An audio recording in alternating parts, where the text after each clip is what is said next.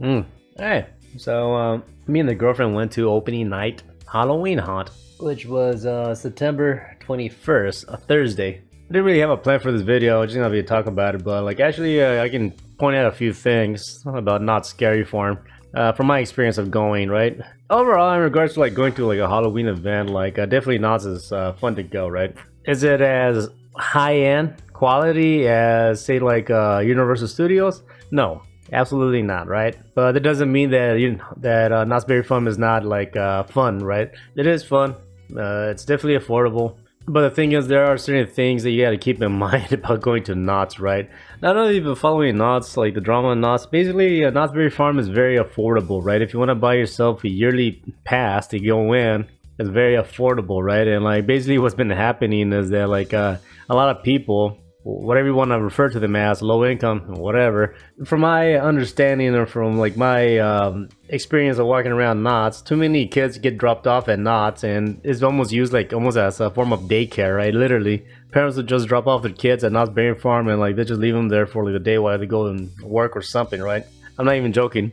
And basically what happens is like since a lot of kids are entering the park, you have like stupid little kids, acting tough and then fighting, and like that became a problem. So Knott's did something called a chaperone policy, right? For children under the age of 15, you must be with a person that's 21 years of age, right? To be able to enter the park. And then when you enter the park, from my understanding is that you have to, the person that you're with that's over 21, you have to show them your ID, and as well you have to give them like your phone number, right? And you have to be with them the whole time, right? So one chaperone, a individual that's 21, they can only take like 10 kids, right? No more than 10 kids under the age of 15, right?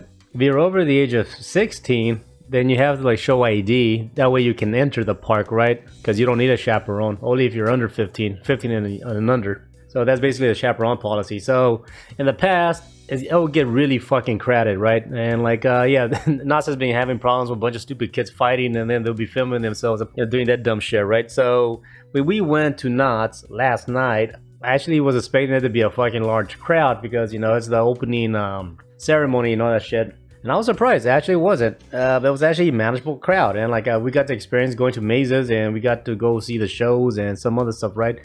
We didn't do everything, but we were able to do a good chunk of the events. We walked through like some of like the scare zones.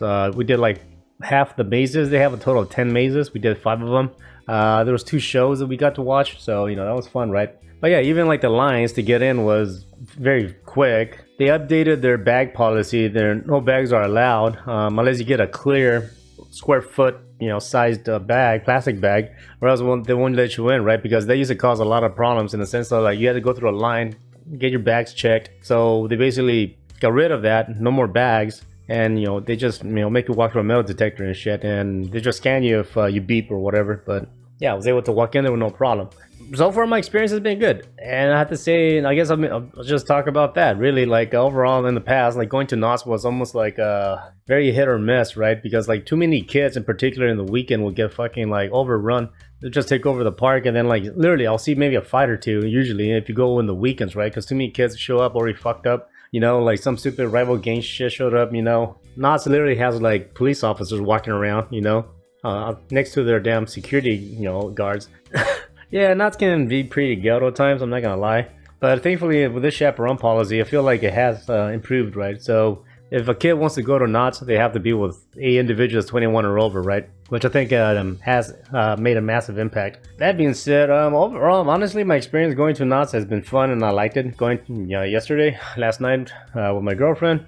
Like I said, like the lines weren't intense, they weren't that crazy. I was able to get food quick. I was like, all right, this is actually fun. Yeah, this one thing we learned is like we avoid weekends. If you want to like ever decide to go to Knott's Scary Farm, this year they actually on October you can enter Knott's Scary Farm starting on Wednesday, Thursdays, and Fridays, right? And of course the weekends, Saturday and Sunday. But I suggest don't do that. Yeah, it can get way too crowded. People are off work, but they combine that with children that don't have school, right? So Fridays and Saturdays can be pretty bad.